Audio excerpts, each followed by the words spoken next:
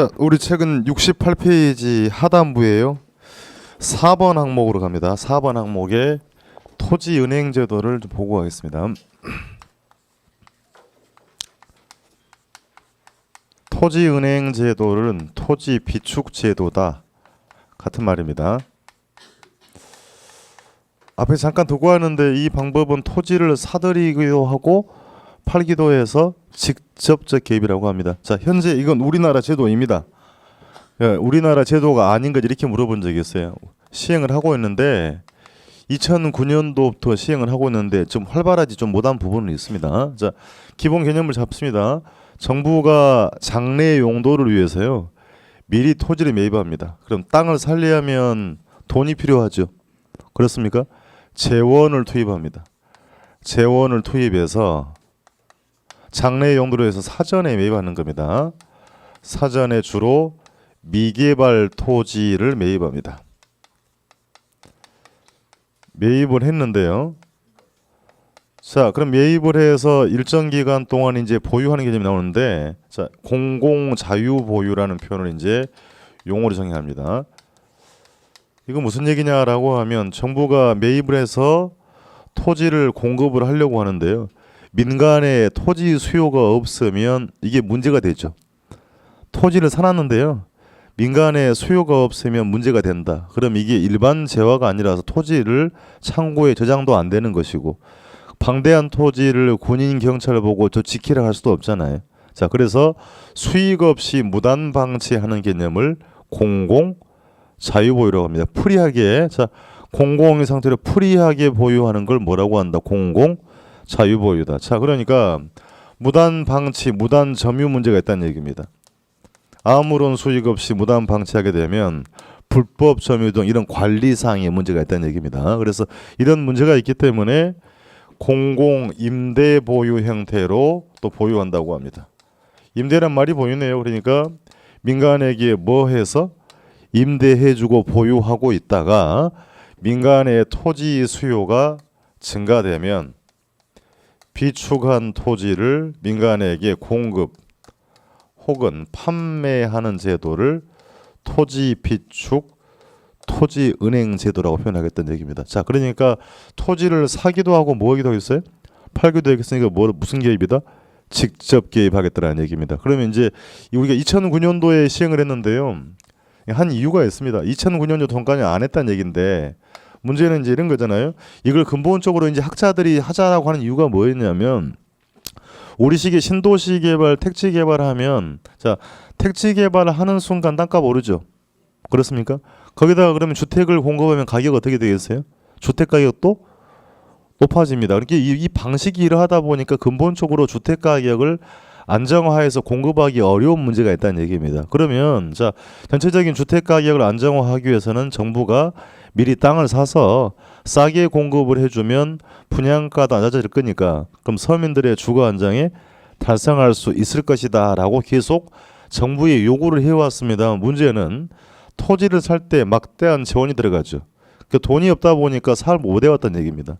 그럼 2009년도 왜 하게 된 거냐면 1999년이죠. 그러니까 10년 전에 LH가 토지 채권을 발행한 사례가 있어요. 자, 그래서 우리는 한국토지주택공사가 비축 사업을 하게 되는 건데 토지주택공사죠. LH라고 들어보셨죠? 자, LH가 이제 99년도에 토지 채권이라는 것을 발행한 사례가 있었습니다. 그러니까 채권이라고 했으니까 국가가 발행한 채권을 뭐라고 하고요? 국채. 지방행정기관이 발행하면 지방채라고 표현하죠. 그러니까 재원을 조달하기 위해서 채권을 발행한 사례를 끄집어내서 그럼 이걸 해가지고 그러면 돈을 모으면 사업을 할 수 있겠지 않느냐라고 해서 실제로 이제 9년도에 법이 만들어지고 바로 지금 시행을 하고 있다는 얘기입니다. 그래서 2011년도까지 채권 발행해서 비축 사업을 했는데요. 그것도 한계가 봉착을 합니다. 그러니까 그 이후부터 많은 사업을 못 해왔어요. 법은 통과되고 주체도 있고 한데 사업이 활발하지 못한 이유 때문인지는 모르겠습니다만 시험에 물을 때는 사실은 이 정의 정도 이상을 안 물어봤어요. 그러니까 기본적인 비축했다가 공급하는 걸 기본적인만 물어보고 현황이나 사례는 많이 물어보지 않았다는 얘기입니다. 그래서 크게 부담을 가질 내용은 아니고 이제 이게 비축 사업이라고 정의했으니까 이 비축 제도에 좋은 점과 단점이 있겠죠. 생각 한번 해볼게요. 그러면 민간에게 맡기는 보다 정부가 하는 것이니까 계획적인 토지 이용이 가능하겠죠. 다시 표현을 바꾸자면 민간의 무질서한 토지 개발을 방지할 수 있다라는 얘기고, 제가 좀 전에 취지를 말씀드렸습니다만 정부가 싸게 미리 공급하고 있다가 토지를 공급해주면 전체적인 지가가 어떻게 되겠어요? 안정화가 되겠죠. 그럼 안정된 지가를 바탕으로 공공주택 분양가 인하에 기여하면 서민들의 주거 안정도 달성할 수도 있고, 기업들의 경우 땅을 빌려 쓰는 기업들이 있겠죠. 임대산단이라고 합니다. 뒤에 나옵니다만 임대산업단지의 경우에는 땅을 싸게 빌려주게 되면 기업들의 원가 부담이 적어지죠. 그렇습니까? 임대료 부담이 적어질 거니까 중소기업의 경쟁력 제고에도 활용할 수 있다라는 목적, 그 목적으로 하게 되고 그게 장점이 되는 겁니다. 자, 단점도 있습니다. 언급을 하고 왔습니다만 재원이 없으면 사업할 수 있다 없다? 땅을 사야 될 거 아니에요. 막대한 재원이 필요하다. 그러니까 재원이 없으면 하기가 어려운 문제가 있고, 배입을 했습니다만 민간의 수요가 없으면 어떤 문제가 있다? 공공, 자유보유, 상당 기간 무단 방치하는 문제점이 발생할 수도 있더라니. 이건 물어봤어요, 장단점을. 그러면 예를 들어서 또요, 봅시다. 특정 지역이 경기도 모 지역에 정부가 비축 사업을 합니다라고 이렇게 공고를 하게 되면, 야, 이 주변 지역의 땅값 어떻게 되겠어요? 이게 비축을 한다는 얘기는 언젠가 택지 개발하겠다는 얘기 아닙니까? 그럼 주변 지역에도 지가도 어떻게 된다? 상승할 수 있다. 그러니까 투기 방지책이 없으면 주변 지역에 투기가 발생하는 부정적인 현상도 발생할 수가 있더라는 것은 한 번은 물어봤다는 얘기입니다. 그래서 뭐 깊게 물어보는 건 아니니까 기본 개념만 충실하시면 되겠습니다. 책 한번 확인할게요. 그래서 맨 밑에 가서 기본 정의는 처음에 물어봤습니다. 정부 등 공적 주체가 재원 투입 동그라미 치고요. 사전에 미개발 토지를 저렴한 가격으로 매입 확보해서 끊고, 그럼 미개발 토지라고 했으니까요. 여기에는 당연히 농지가 포함이 될까요, 안 될까요? 포함이 됩니다. 예, 당연히 포함됩니다. 매입 확보해서 공공 자유보유란 말이 나오죠. 잠시 후에 볼 거고요. 혹은 공공 임대보유 형태로 비축하였다가 민간의 토지 수요가 증가하면 비축한 토지를 공급 판매한다 했으니까 무슨 개입이다? 직접 개입이다. 자, 그 개념만 물어봤고요. 올라가 봅시다. 그래서 용어로 봤더니 1번 공공 자유보유. 공공이 확보한 미개발 토지를 아무런 수익 없이 방치라고 돼 있죠. 방치하는 것은 뭐라고 쓰고요? 공공 자유보유. 그래서 무단점유동으로 불량주택 지역이 형성될 수 있다는 단점이 있습니다. 그럼 이 문제를 보완하는 게 2번 항목 뭐다? 공공 임대보유다. 임대말 동그라미 칠게요. 즉 공공기관이 보유한 토지를 분양, 매각하지 않고 어떤 상태로? 임대 상태로 보유하는 것을 공공 임대보유하겠다는 얘기입니다. 자, 우리나라의 토지은행입니다. 자, 1번 2009년도에 공공토지 비축에 관한 법률이 제정이 되어서 계획 수립자가 나오죠. 국토교통부 장관이 비축 계획을 수립한다고 돼 있죠. 그렇습니까? 끊고요. 그런데 사업 주체는 누구다?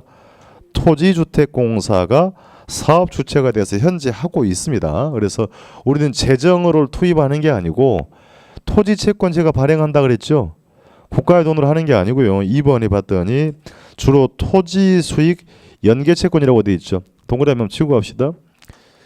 채권을 발행을 해서 그러면 개인 및 기관에게 팔아먹는단 말입니다. 그럼 이게 채권인 거니까 고정적인 뭐 지급한다? 이자 지급하게 되고요. 수익 연계 채권이라는 얘기는 LH가 산 토지를 팔 때 이득이 생기면 그 매각 차익도 투자자에게 지급을 한다고 해서 수익 연계 채권이라고 합니다. 그러니까 이미 발행된 사례가 있습니다. 그래서 참고로 보고하는 거니까 판매에서 비축 재원을 조달하게 됩니다. 괄호 2번, 3번은 물어봤어요. 그러니까 2번의 은행제도의 기대효과라고 돼 있죠. 괄호 열고 장점 같은 말입니다. 1번 그래서 정부나 공적 주체에 의한 계획적 이용 밑줄 하시고요. 계획적 이용이 가능하므로 다음 줄에 기록을 바꾸면 사적 주체의 무질서한 토지 개발을 방지할 수 있을 것이다. 2번 SOC 용지, 산업용지, 주택용지 등을 저렴하게 공급 입주라고요. 시장 상황에 따라 미리 사서 수급이란 무슨 말이에요? 수요와 공급을 미리 조절해서 토지 시장 안정화에 기여할 수가 있을 것이라는 얘기입니다. 그럼 그렇게 해서 싸게 공급을 해주면 3번 낮은 가격에 공급을 해주면 공공주택 분양가, 공공임대주택 임대료 인하 효과로 서민들의 주거 안정에 기여할 수 있겠죠. 그게 핵심입니다. 그리고 다음 주에 내려가 봤더니 임대 산단의 경우 초기 투자 비용 감소. 자, 임대료 인하로 인해서 원가 부담을 맞출 수 있죠. 중소기업의 경쟁력 제고에도 기여할 수 있더라는 얘기입니다. 우리나라에서는 이와 같은 목적으로 은행제도가 도입이 되었습니다. 그러니까 그 3번이 목적이자 제도의 기본적인 배경이 된 거니까 거기 보시면 되겠습니다. 3번 갈게요. 단점 걸어 3번. 문제점이 있다. 공공토지를 사전에 확보하는데 뭐가 들어간다?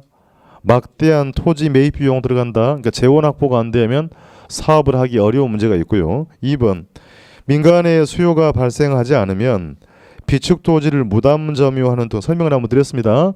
공공 자유 보유 등 관리상의 문제가 있죠. 거기 유출하시고요. 관리상의 문제가 발생할 수 있다는 얘기입니다. 3번 정부가 적절한 투기 방지 대책 없이 토지를 매입하게 되면 주변 지역의 지가가 급등하거나 투기가 발생하는 부작용도 발생할 수 있다는 얘기입니다. 그렇습니까? 그러니까 정부가 이걸 비축을 한다는 얘기는 언젠가는 뭘로 하겠다? 택지로 팔아먹겠다는 얘기잖아요. 그러니까 주변 지역에 투기가 발생한 문제점도 있다는 얘기입니다. 자, 그래서 토지, 은행, 비축을 정리를 하도록 하고 70페이지로 가겠습니다. 이제 주택정책으로 넘어갑니다. 3편이 됐어요. 3장입니다. 3장이 주택정책입니다. 시험에 이제 묻는 것은 대다수가 저소득층의 주거 안정을 위한 것입니다. 저소득층의 주거 안정을 위한 임대주택 정책 위주로 공부를 하게 됩니다. 우리가 지난주에 용어를 정리를 할 때 사회적인 약자를 보호하는 정책을 형평성 측면의 정치적 기능이라고 했죠. 그렇습니까? 이게 목적이 뭐라는 얘기예요? 저소득층의 주거 안정이 목적입니다. 그래서 첫 번째 이제 공부를 하는 게 임대료 규제라고 나와 있어요. 자, 임대료 규제는 임대료를 정부가 가격을 통제한다 표현이 되겠습니다. 무엇을 위해서요? 저소득 임차인의 주거 안정을 위한 것입니다. 출제가 가장 많이 되는 부분이에요. 그 중간에 그래프 있죠? 그렇습니까? 예, 여러분이 좋아하는 그래프 또 나왔습니다. 오늘까지만 그래프 나와요. 다음 주는 없어요 이제. 자, 총축을 임대료라고 할게요. 횡축을 양이라고 합니다. 우하향하는 요건 뭐예요? 수요 곡선. 우상향하는 거 뭐예요? 공급 곡선. 균형이었죠. 그럼 종축의 P0를 우리가 뭐라고 읽는다? 균형 가격이라고 했습니다. 그러니까 균형 임대료입니다. 시장에 나가봤더니 시장에서 형성된 임대료는 평균 100만 원이라고 합시다. 100만 원이 뭐단 얘기예요? 균형 가격입니다. 그러니까 정의하면 100만 원을 우리는 시장 균형 가격, 시장 균형 임대료다 이렇게 표현하겠습니다. 근데 정부 입장에서 봤는데요, 100만 원은 좀 비싸 보인답니다. 누구를 봤을 때?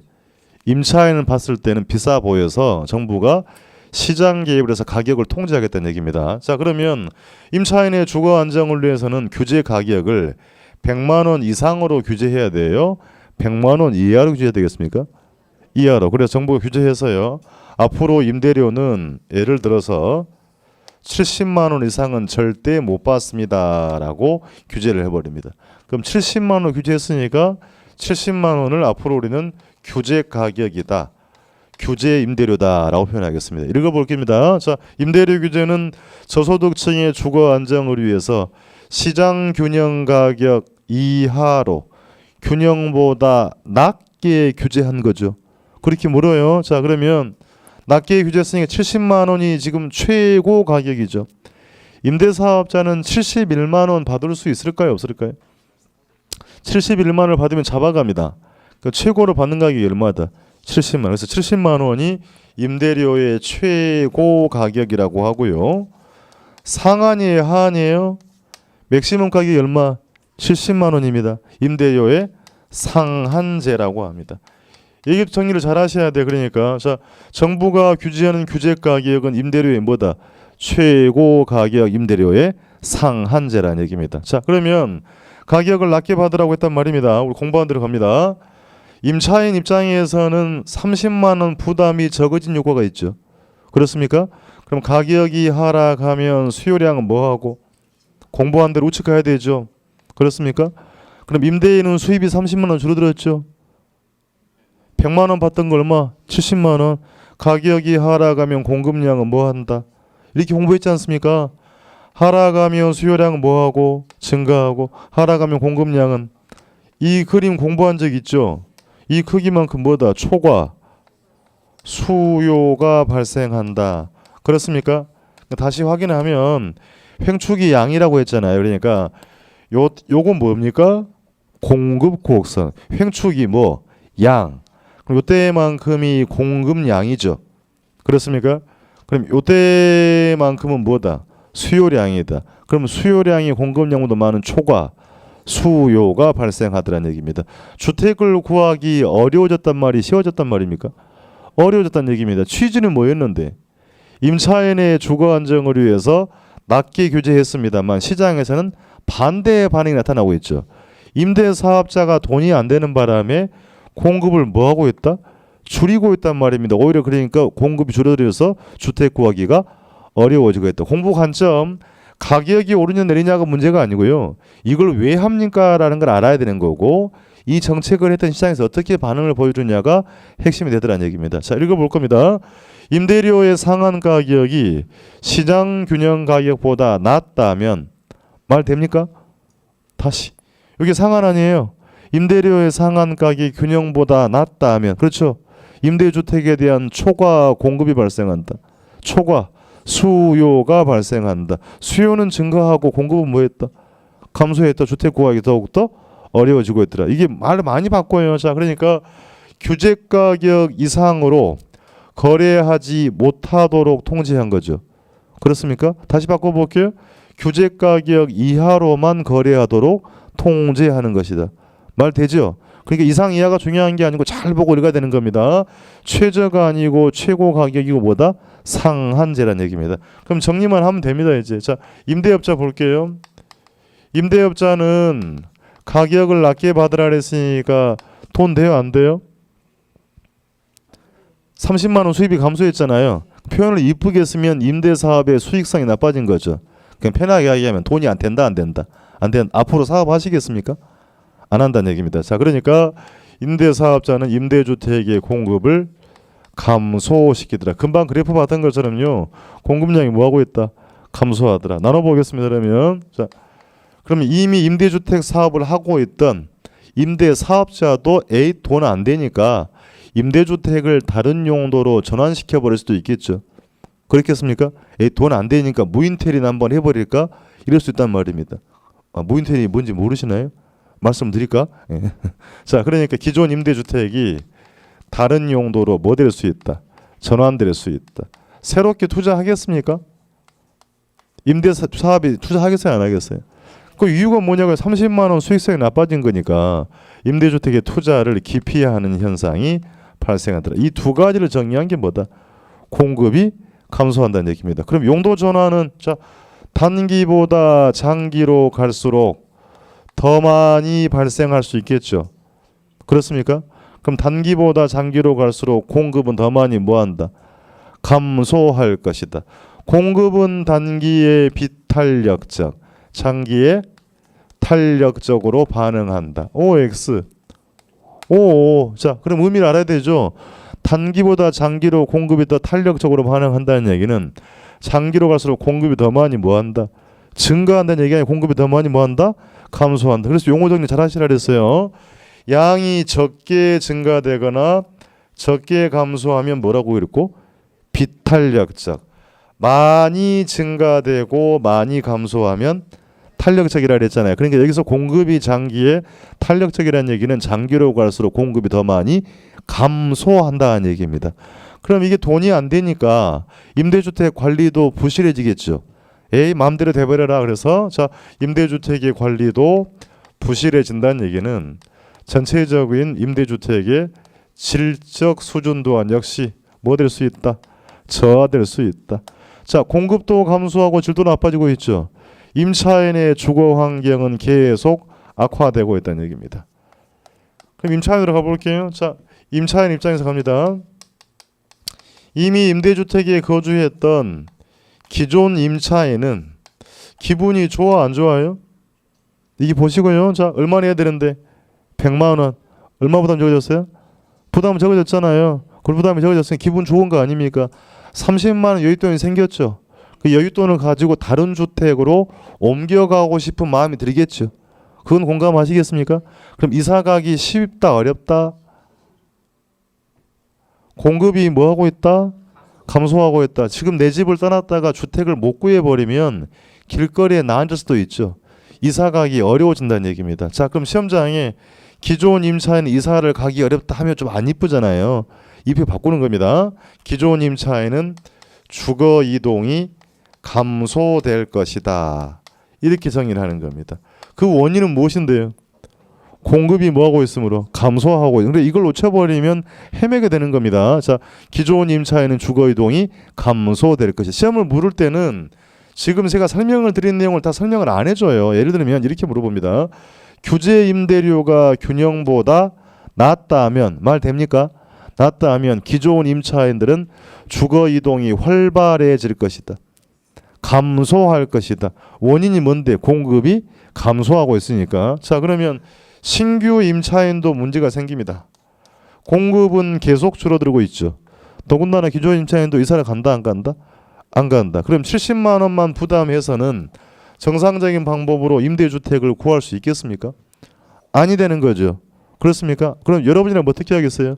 임대주택을 구하긴 해야 되는 건데 공급은 줄어들고 있고 정상적인 방법으로 안 된다. 뭐 할 수 없죠. 불법적인 상황을 내가 내몰리고 있는 겁니다. 경기장 야구 경기장 갔더니 표를 못 구했대요. 표를 못 구하면 어떻게 하시면 돼요? 금방 집에 가서 봐요. 안표를 구할 수밖에 없는 상황에 몰리고 있죠. 그러니까 이 신규 임차인은 임대인을 따로 만나서 제가 옷돈을 얹어 드릴 테니 저에게 임대주택을 주시죠. 이런 불합리한 상황으로 내몰리고 있더라는 얘기입니다. 공감합니까? 자, 그러니까 생각지도 않은 음성적 지불 현상이 발생하고 있다는 얘기고, 표현을 바꾸면 임대주택의 불법적 프리미엄이 형성되는 부작용이 있다. 다시 정규 시장 외에 암시장이 형성이 되고 있더라는 얘기입니다. 취지는 뭐였는데?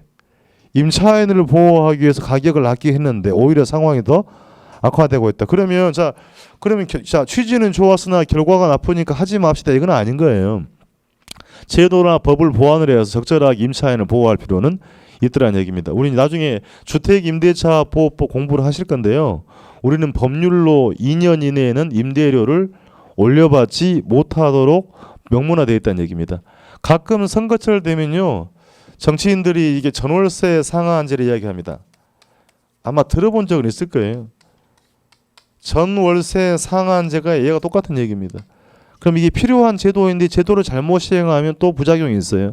예를 들어서요, 자 이게 입법이 돼서 시행한다고 하면 전월세 상한제 시행하면 임대사업자는 돈 내야 안 돼요? 임대료 맥시멈이 따르잖아요. 못 받는다는 얘기 위로는 어떻게 하겠어요? 그러면 임대사업자들이 요거 시행하기 전에 임대계약 갱신해서요 임대료를 높게 받으려 하는 또 부작용이 있다라는 얘기입니다. 그래서 제도를 시행할 때는 여러 가지를 잘 고려할 필요가 있다는 얘기. 그냥 뭐 할 문제가 아니고 취지는 좋습니다만 결과가 나빠지는 문제가 있기 때문에 그런 것처럼 좀 대응을 하시라는 얘기입니다. 그러니까 이게 해마다 나오는 얘기 아니에요. 들어보셨죠? 관심을 좀 가지셔야 될 거예요. 그러니까 임대료 규제나 이거나 다 똑같은 얘기가 되는 건다는 얘기입니다. 자, 그럼 정리를 한번 해보겠습니다. 시장에서 초과 수요 크기 요만큼이 초과 수요죠. 이게 초과 수요 아니에요. 그럼 사회 전체적으로 이만큼 주택을 구하기가 어렵다는 얘기죠. 그럼 이 크기만큼은 종축으로 가볼게요. 종축은 뭡니까 그러면? 가격이죠. 가격이잖아요. 그러면 이 크기와 이 크기만큼 P2 수준만큼 가격을 음성적 지불 가격이라고 표현합니다. 학자들이. 그래서 사회 전체적으로 이때만큼 프리미엄을 더 부담을 해야만 주택을 구할 수밖에 없더라는 얘기입니다. 그럼 가격이 두 가지 만들어진 거예요. 70만 원은 뭐라고 있고 규제 가격, 그죠? 얘는 뭐고요? 음성적 지불 가격이니까 임대료 규제는 임대료의 이중 가격을 형성하게 한다. 말 됩니까? 이렇게 묻는 겁니다. 그러니까 다시 임대료의 상한선이 균형보다 어떨 경우 낮을 경우 임대료의 이중 가격이 형성될 수 있다는 얘기입니다. 지금 보고 계신 게 가장 기본 틀입니다. 이제 그러면 시험에 이것만 물어보겠어요. 응용해서 내는 겁니다. 자, 이제 바꿔 써 볼게요. 가령 그럼 임대료의 상한을 균형보다 높게 해볼게요. 이렇게 규제했습니다. 이게 상한이라는 얘기입니다. 그럼 이건 무슨 말이냐? 200만 원까지 받아도 관계없다는 얘기입니다. 200만 원까지 받아도. 자, 그러면 이거 임차인 보호 효과 있을까 없을까요? 시장이 얼마인데? 100만 원인데 그럼 이렇게 해버리면 아무런 의미가 없는 거죠. 우리가 수요 공급 공부하시면서 이때만큼은 초과 공급이라고 공부한 적은 있죠. 근데 시험장에 초과 공급이라고 묻지 않습니다. 왜? 아무런 이 효과가 없기 때문에 초과 공급할 필요 없고 읽어볼게요. 임대료의 상한이 균형보다 높지요. 높을 경우에는 임차인 보호 효과가 없다. 시장에서는 아무런 변화가 발생하지 않다는 얘기입니다. 이걸 묻는 의도는 뭐냐면 그리고 규제 가격이 균형보다 낮아야 임차인 보호 효과가 있다라는 걸 반대로 묻고 있는 것입니다. 이해가 되겠어요? 그러니까 임차인을 보호하기 위해서는 규제 가격이 균형보다 뭐 해야 된다? 낮아야 효과가 있더라는 얘기입니다. 자, 좀 전에 우리가 탄력도를 정리했습니다. 공급은 단기보다 장기로 갈수록 더 많이 뭐한다? 감소한다. 양변화가 많은 공급이 더 뭐하더라? 탄력적이다라고 했잖아요. 그렇습니까? 그럼 여러분 시험에 물어봤던 표현이 이런 게 있어요. 임대료 규제를 통해서 수요와 공급이 탄력적일수록 초과 수요량은 많아진다. 답을 한번 해봅시다. 기출된 질문입니다. 임대료 규제를 통해서 수요와 공급이 뭐 할수록 탄력적일수록 초과 수요량은 많아진다. 사실은 이 질문은 아주 깊게 고민할 질문은 아닙니다. 탄력적이라는 말이 뭐였어요? 양변화가 많다. 그러니까 초과 수요량은 많아진다. 맞는 지문입니다. 그럼 이 기출된 지문이 시험장에 똑같이 나오면 감사할 일이겠습니다만 개론이 그런 경우도 있고 아닌 경우도 있어요. 그러니까 다른 과목과 달리 법 과목이 제가 아니라 그랬잖아요. 법 조문은 누가 바꿔줄 수가 없습니다. 그러니까 같이 자주 보시면 눈에 들어오는데 개론은 이 기출된 지문을 재해석을 못하게 되면 똑같은 점수가 되는 거예요. 그러니까 기출 문제만 개론은 좀 달라서요. 기출 문제만 열심히 보면 합격한다. 절대 그렇지 않습니다. 점수가 못 치고 나가는 겁니다. 해석을 해야 된다는 얘기예요. 그러니까. 자, 그러면 수요가 탄력적이라는 말은 뭐예요? 여기서 그래프를 보고 읽으세요. 수요가 탄력적이라는 얘기는 임대료 규제하면 수요가 증가한다 했잖아요. 집중해야 됩니다. 자, 그러면 수요는 더 많이 뭐 한다? 증가한다는 얘기예요. 그럼 공급이 탄력적이라는 얘기는 공급은 감소한다 그랬잖아요. 공급은 더 많이 뭐 한다? 감소한다는 얘기입니다. 그러니까 이게 지문 해석을 잘해야 돼요. 자, 그러면 수요 탄력, 공급 탄력했어요? 그렇죠? 그러니까 탄력적이면 기울기는 뭐 해지더라? 완만해지더라고 했잖아요. 개살려서 그러니까 그래 보겠습니다. 그러면 수요 탄력적, 공급도 탄력적이죠. 이전보다 초과 수요량은 더 많아진다. 그렇습니까? 좋은 얘기다. 주택 구하기 더욱더 어려워지더라는 얘기입니다. 그러니까 이 표현을 이제 그대로 정리하면 수요가 탄력적이라는 얘기는 수요는 더 많이 뭐하고 증가하고 공급이 탄력적이라는 얘기는 공급은 더 많이 감소한다는 얘기니까 이전보다 초과 수요량은 더 많아진다. 임대주택 구하기 더욱더 어려워지더라. 그래서 뇌 구조에 탄력적이라는 게 긍정적이라는 뉘앙스를 가지고 있으면 시험 문제 못 푼다 그랬어요. 그래서 용어 정리를 정확하게 못하게 되면 굉장히 난감해지는 상황이 발생한다라고 말씀드렸습니다. 그러니까 그래서 양변화가 적으면 비탄력, 양변화가 많으면 자, 그러니까 수요가 탄력적이라는 얘기는 수요는 더 많이 공급은 더 많이 그러면 초과 수요량이 많아지죠. 임대주택 구하기 더욱더 어려워지더라. 그럼 바꿔볼게요. 자, 수요 비탄력적, 공급도 비탄력적, 초과 수요량은 적어진다. 그렇습니까? 그래서 자꾸 이 기본 개념을 정리를 잘해둘 필요가 있다는 얘기입니다. 그래서 차후에 이 내용은 응용이 많이 됩니다. 이 기본 틀에다가 많이 바꿔 쓰기 때문에 오답률도 가장 높고요. 이 문제는 단일 문제에 출제를 많이 했고 안 나오더라도 지문 한 줄은 반드시 나옵니다. 근데 정답은 대부분 여기서 나와. 그러니까 나머지 내용들은 좀 편한 건데 좀 어렵게 물어보는 것이니까 관심을 두고 좀 정리를 해둘 필요가 있다라고 당부를 드리겠습니다. 그래프부터 확인해 볼게요. 종축은 가격, 횡축은 양. 자, 시장 가격 P제로 돼 있죠. 써보겠습니다. 시장 가격 100만 원 써보세요. 그래프에다 100만 원 써보고요. 시장에서는 100만 원의 거래가 되고 있는데 임차인을 보호하기 위해서는 그것보다 낮게 규제해야 되죠. 그러니까 얼마라고 있어요? 규제해야 되죠. 써봅시다. 70만 원. 규제 가격에다가 70만 원. 그럼 낮게 규제했으니까 표기 한번 해보세요. 가격이 하락한 효과가 있죠. 얼마만큼? 30만 원만큼. 그 수요량은 뭐하고?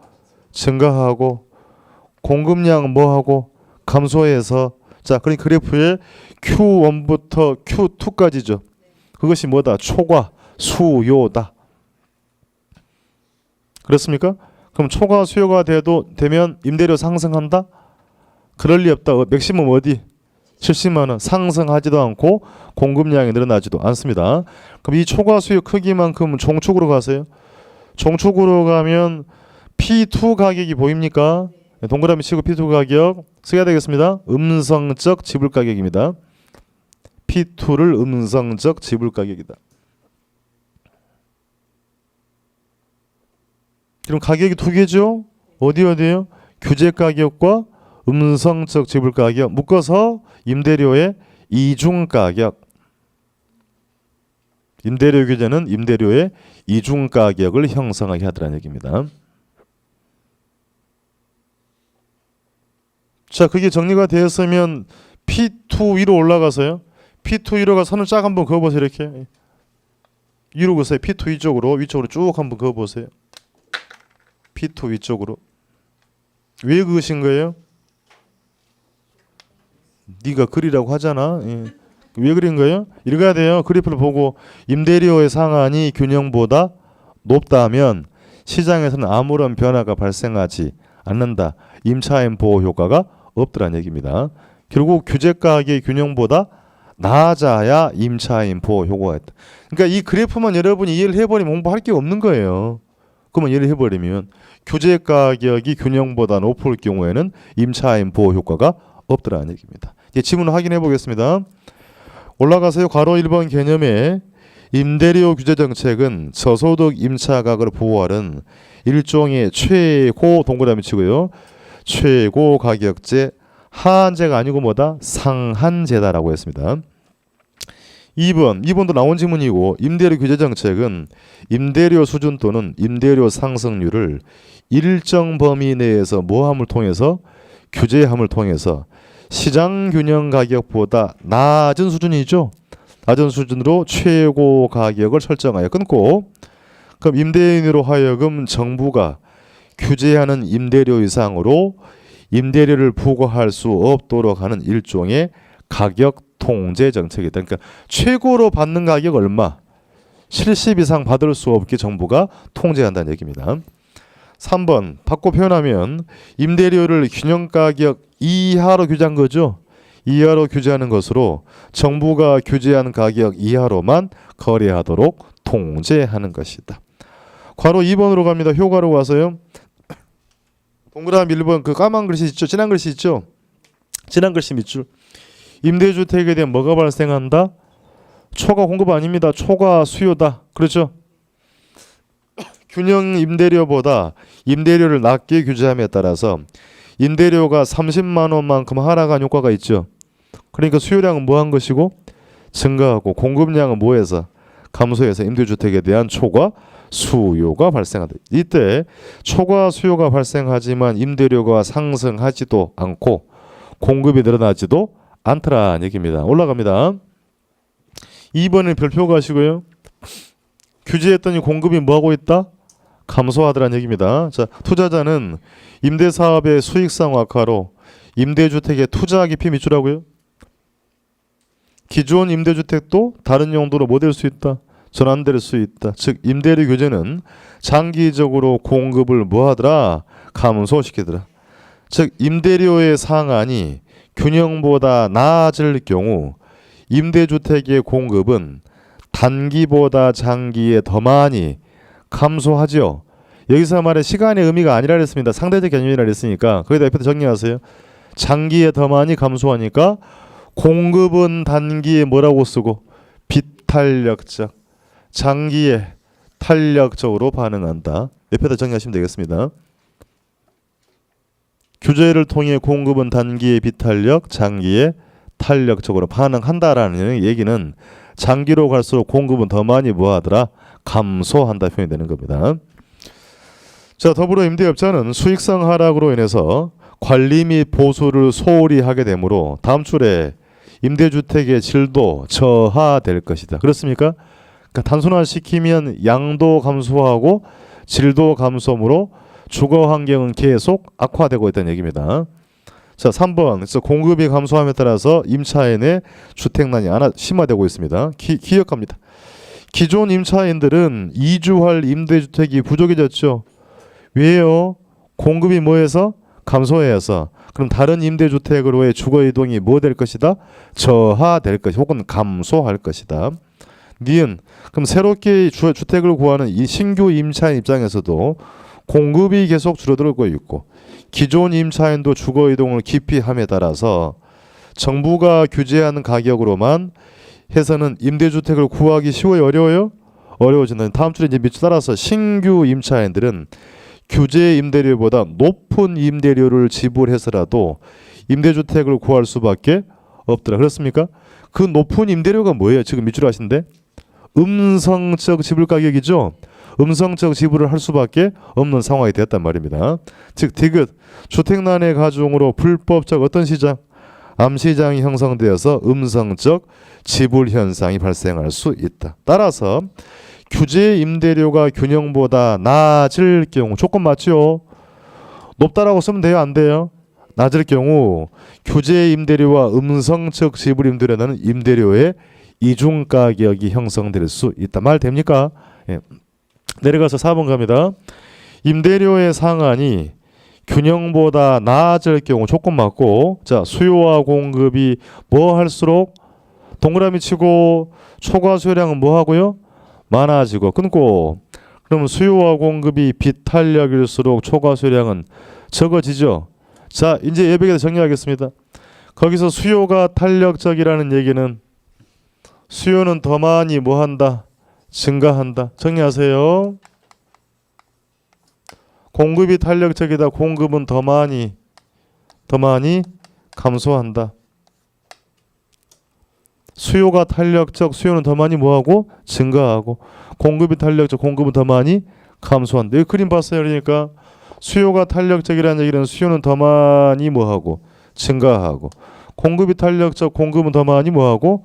감소해서 초과 수요량 많아진다. 주택 구하기 더욱더 어려워지고 있다. 그러니까 이거 지문이 굉장히 어려워요. 이렇게 보면 그러니까. 그래서 우리가 양의 변화가 많으면 뭐다? 탄력적이라 그랬잖아요. 탄력적일수록 초과 수요량 많아지게 되더라는 얘기입니다. 그러니까 이 지문을 제가 왜 하냐면 이런 얘기잖아요. 결국은 봅시다. 자, 임대료 규제를 통해서 임대주택의 공급이 탄력적으로 반응할수록 장기적으로 임차인의 주거 환경은 개선된다. 이거 답 한번 해보세요. 잘못됐잖아요. 그러니까 공급이 여기서 탄력적으로 반응한다는 얘기는 공급이 더 많이 뭐 해버린다. 그럼 주거 환경은 더욱더 악화된다는 얘기입니다. 그러니까 이게 탄력적이라는 말이 긍정적이라 알고 계시면 안 된다 그랬어요. 그래서 규제하면 공급이 뭐 하는데? 감소하는데 공급이 탄력적이라는 얘기는 공급이 더 많이 줄어들어 버리죠. 주택 구하기 더욱더 어려워지든 이제 이런 것들이 응용이 되기 때문에 정확한 용어의 정리가 필요하다는 얘기예요. 그러니까 초기에 누차 제가 말씀드렸던 것처럼 탄력적이라는 말이 뭐냐라고 되게 수험생이 물어보면 다 얘기 이렇게 해요. 기울기가 완만해 이것만 알고 있어요. 그 문제는 못 푼단 말입니다. 그러니까 탄력도는 양변화라 그랬죠.